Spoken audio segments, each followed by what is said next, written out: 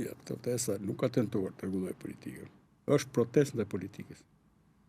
Akoma s'kemi parë një tribun të mendimeve të pjekura politike. Dhe kjo stërzjat dhe besoj nuk është në të mirën e protestës.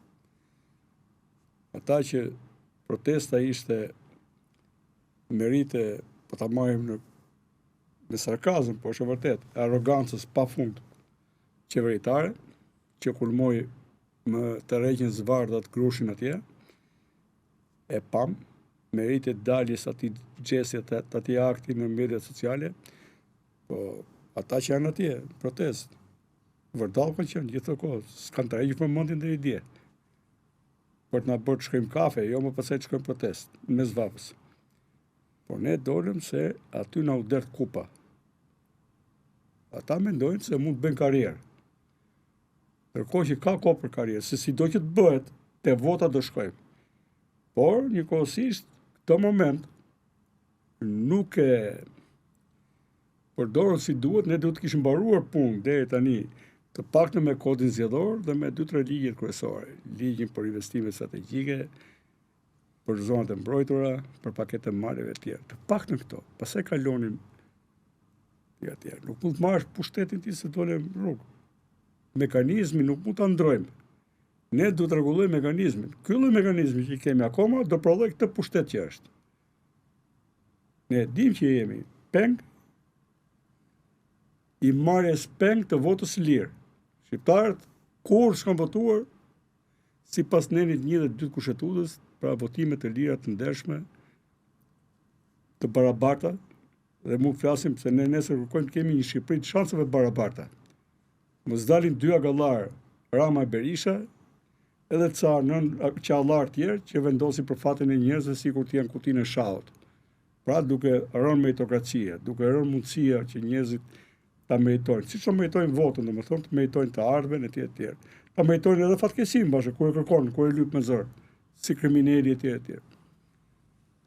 Pastaj flasim për rregullat e tregut lirë, pra bëjmë tregun e lirë politik, duke vendosur një kod zgjedhor tjetër, minimumi si Kosovë, të administrohet jo nga 2 partit banda, po të administrohet nga njerëz pavarur. Tani Los Dinamo Partizani edhe e kanë bërë kodin e tillë që kampionatin e fitojnë vetëm ata, edhe trajner, edhe arbitrat janë vetëm ata, edhe komisioni i disiplinës vetëm ata, po jo, më nuk shkon kështu. Nuk e pranon njëri në botë, komisioni qendrori zgjedh mos jetë i pavarur. Mund të varet, nuk e di, në një sektor ministrit të rendit, ku ta diun si do ta parashikojnë. Po ti je i pavarur. Ti je institucion vetë. Aty, secila parti çon vetën. Ti mund t'i çosh bashkëgusit. Po e ndan komisionin 4 ky e 3 ky. Po tjerë. Dhe pastaj e kanë bërë të pamundur që një forcë politike të lindi. Por vetë kanë hyrë politik me 200 komunistë ka hyrë Partia Socialiste, 41-shin, dhe këta tjerë të 90-90-s, të tjerë i kërkojnë qiqranerë dhe kërcumbi sa marë. Duhet mira firma, dhe praktikisht nuk e merr dot kur ata, për kandidatuar. Por ti kur nuk lejon lindjen e demokracisë vogël, të re, rigjeneruese, nuk e ç'bën. Sistemi nuk vetë gjenerohet kështu në mënyrë njerëzore, qytetare. Atëherë mbushet kupa, do kalosh pasaj protest, revolucion, rebelime, ku ta di unë. Se po t'i lën këto që them, pas edhe protestat jetë më qytetare, më e thjeshtë, ne dalim, protestojmë, themi që na mbush kupa, dhe ai që është lart, që nuk e di çfarë ndor poshtë, prit tani se. Po ndrojmë. Po tani 70 ditë protest, 71 ditë. Ka një ndryshim ligjor? Dhe unë them që ata të protestës nuk do të shkojnë në shtëpi, se na japin shembull në keq pasaj që edhe protesta s'bë ka fajtë në Shqipëri. Po duhet të ishte luajtur në mënyrë që të kishin marrë një ndryshim ligjor. Pa nuk shkohet në shtëpi me humbje. Për të po flas. Pra duhet të ishte administruar në forma më efektive dhe mendoj që pastaj nga e protesta mendoj që do të ketë persona që mund formohen disa rrymë politike, se nuk i shoh të gjithë të njësuar politikisht. Pra nuk janë që mendojnë gjithësoj. Dhe ti kur shkruan deklarat, ti do të marrësh disa pika kryesore që janë për të gjithë shqiptarët. ka menduar se ajo protestë është qeveria, e ka gabim. Avokat, kjo protestë është cilësuar të paktën nga disa analistë politikës, por jo vetëm, si një protestë që revoltën nuk e ka vetëm me qeverinë, por edhe me opozitën. Pse kjo urrëti kaq e madhe edhe ndaj opozitës? Konsiderohen nga analistët si ndoshta protesta e vetme edhe një grumbull njerëzish të vetëm në botë që kanë një urrëti kaq të madhe për një parti që nuk është në pushtet. Ata po bashkëqeverisin tani, se janë opozita. Janë në gallar me hotele, me para pafunde. Mjafton të përthesh bankersin që të dy hajdutët e kryesorë të më thonë, po i marrë si grupime të PSD, janë zhytur me kokë patje, avokatë dy palve, e të janë gjë më të vogla, disa 10 miliona euro. Biznesmenët që përfaqësojnë të dy palve dhe personomet të dy palve, ata janë të bashkuar në një tani. Ku t'ja bëjnë të lojra, mund t'ja bëjnë një tjetër, por as ka fare ndarje midis tyre. Edhe në mënyrën e qeverisjes është një vazhdimsi të njëjtë, po me kostum tjetër, ke parasysh.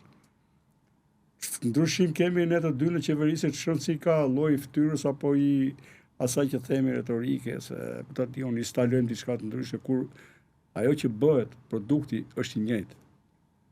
Këtu ka një demagogji, edhe njerëzit e pandit në Shqipëri nuk mund të jetosh më tani, po si ishe pjesë e kësaj bande ose kësaj bande.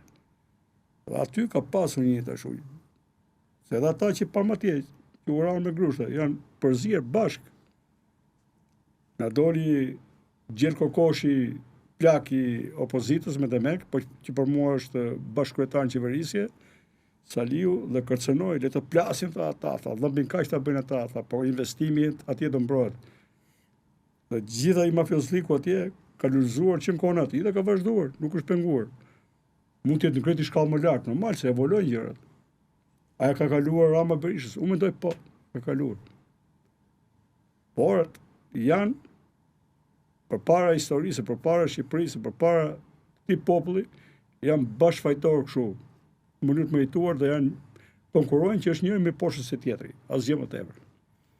Në të hyjmë analizave dhe veç personave, të paftyrëve që kanë edhe këta të opozitës, që janë të krimbur para, të zhytur në afera, në tendra, në pisliqe. Kush janë këta? Po të gjithë ta merr këta, kush janë këta? Pse s'bëni një analizë si u bë i pasur Fariballiu? Bëj një analizë. Ky Bajgano i Shqipërisë ka pasi figurë çuditshme të krijuar si legjend. Letërsia popullore bullgare. Një lloj zhveku i Bullgarisë të asaj kohe, të fund shekullit të 19, fillim shekullit 20. Ky Bajgano i Shqipërisë, pse u bë pas, si u bë, si e krijoi ky ata që nga gazeta parë, si u bë biznesmen ky.